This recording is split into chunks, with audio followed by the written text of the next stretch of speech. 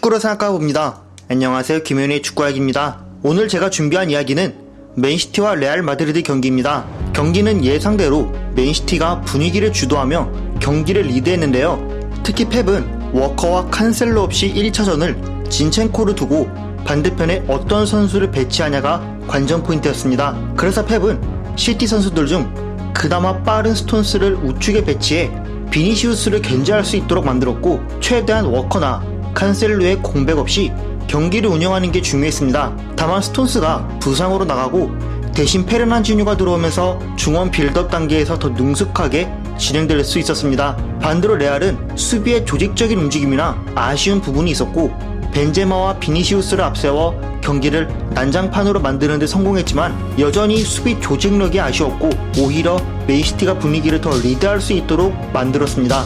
시티는 후방 빌드업을 스톤스가 내려오면서 아예 백3처럼 위치하는 경우가 많았는데요. 워커가 우측 풀백으로 나와도 스토퍼로 활약하는 경우는 많았기 때문에 스톤스가 우측 풀백으로 나와도 예상할 수 있었던 역할이었습니다. 그래서 시티는 앞쪽에 로드리를 두고 진첸코가 안쪽으로 들어오는 움직임을 가져가거나 베르나르드 실바가 내려오면서 더블헤너는 철저히 앞쪽 공간에서 머무를 수 있도록 했는데요. 이날 실바와 더블헤너의 터치맵을 보면 실바는 후방 공간에서 내려와 도와준 터치 흔적을 볼 수 있으면서 전방 공간에는 한 곳으로 국한된 터치 흔적이 아닌 다양한 공간에서 터치한 것을 눈여겨봐야 하고, 더블헤너는 후방 공간으로 내려와 터치한 흔적은 없고 좌측면에 더 쏠린 터치 흔적과 우측면도 좌측면 못지않게 많이 터치한 흔적을 눈여겨봐야 했습니다.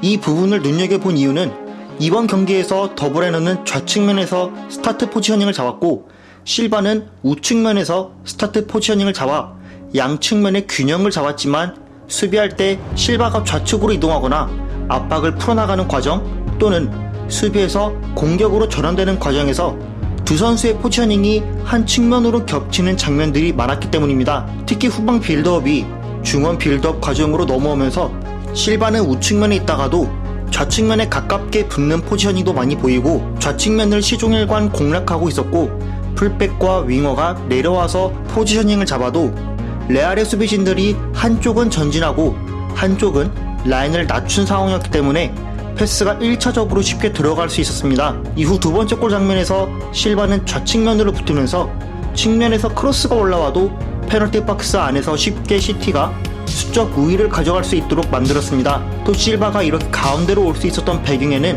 후방에 오른쪽 풀백이 위치하기 때문인데요. 만약 실바가 오른쪽에 있는 게 아니라 가운데로 위치하거나 더블헤너와 같은 공간에서 위치하게 된다면 오른쪽 공간에서 마레즈는 고립되기 쉬운데, 이 공간을 스톤스와 페르난지뉴가 전진해서 마레즈에게 볼을 투입해줄 수 있는 링커가 되어준다면 맨시티는 후방에서는 안정적인 숫자도 유지할 수 있지만 전방에 있는 공간에 어떤 위치에서든지 점유할 수 있었습니다. 이렇게 좌측면을 활용한 패턴 외에도 시티는 항상 꾸준히 보이는 공격 패턴에 대해서도 레알의 수비 조직이 많이 아쉬움을 느낄 수 있었는데요. 우측면은 마레즈가 넓게 위치하고 실바가 풀백과 센터백 사이 공간을 점유하면서 상대를 바깥쪽으로 나오게 끌고 나오면 센터백과 센터백 사이 공간이 많이 발생하게 되는데, 레알의 수비 방식이 대인마크 방식을 띄고 있다 보니 센터백과 센터백 사이 공간이 넓게 발생할 수밖에 없게 되고, 이 공간을 미드필더가 채우지만 이렇게 채우면 페널티 박스 밖에도 숫자는 부족해지고, 경기 초반에는 발베르데나 크루스가 이 공간에 대해 인지하지 못하고 있었기 때문에 레알의 수비 라인에 구성된 선수들 사이사이에 공간이 많이 발생하게 되고 종적인 움직임을 통해 침투하면 전방에서는 수적으로 불리해졌습니다.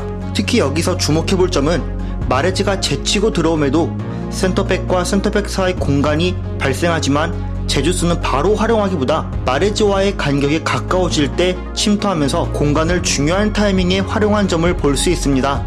만약 바깥쪽에 마레즈가 위치했을 때 제주스가 침투에 들어가면 이 공간은 잘리기도 쉽고 공간이 먼저 죽기 때문에 레알의 수비진들이 땡길 수 있어서 공간이 죽는 상황이 생길 수 있기 때문에 제주스가 공간을 어떻게 활용하는지도 재미있는 포인트로 볼 수 있었습니다. 때문에 시티의 첫 번째 득점은 더블헤너의 침투도 훌륭했지만 제주스가 공간을 어떤 타이밍에 사용해서 페이크 움직임을 가져가는지도 굉장히 훌륭했습니다. 이후 레알은 수비 라인 구성원들끼리의 간격이 발생하면 크루스나 발베르데가 수비 라인으로 내려가는 움직임을 자주 보였는데요. 이 움직임을 계속 가져가게 되면 페널티 박스 앞에는 모드리치나 남은 미드필더 한 명이 앞을 지키기 때문에 이성 공간에서 많은 수를 보유한 시티의 공격진들을 확실하게 견제하기 어려웠습니다. 그래서 비니시우스와 호드리고가 3선 라인 양쪽에 위치하는데 주로 호드리고가 내려와서 수비적인 임무를 많이 도왔지만 내려오는 타이밍이나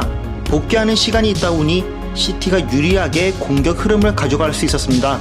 이러한 방식으로 시티는 4골을 넣는 데 성공했지만 결정적으로 레알의 수비가 많이 흔들렸던 이유는 수비가 조직적인 압박이 아니라 개인 단위로 나와서 1대1로 압박하는 방식의 삼성과 수비 라인 간의 간격도 많이 발생하면서 많은 위기를 겪어야 했습니다.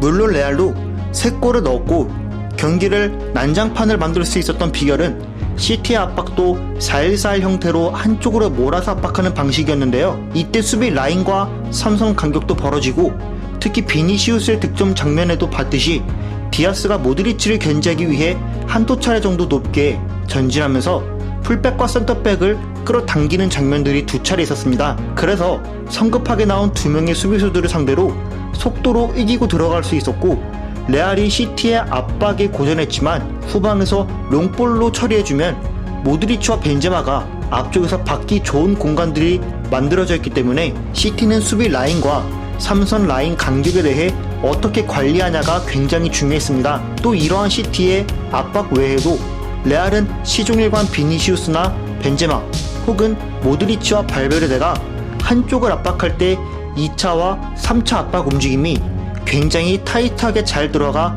벤제마나 비니시우스가 에데르송이 패스할 선수를 알맞게 잘 찾아 들어갔습니다. 특히 벤제마와 비니시우스는 1대1 상황에서 공격 상황이든 수비 상황이든 굉장히 능한 선수들이기 때문에 시티는 더더욱 긴장할 수밖에 없었습니다. 제가 오늘 준비한 분석은 여기까지입니다. 재밌고 유익하게 보셨다면 구독과 좋아요 부탁드리고 여러분의 의견도 댓글로 남겨주세요. 감사합니다.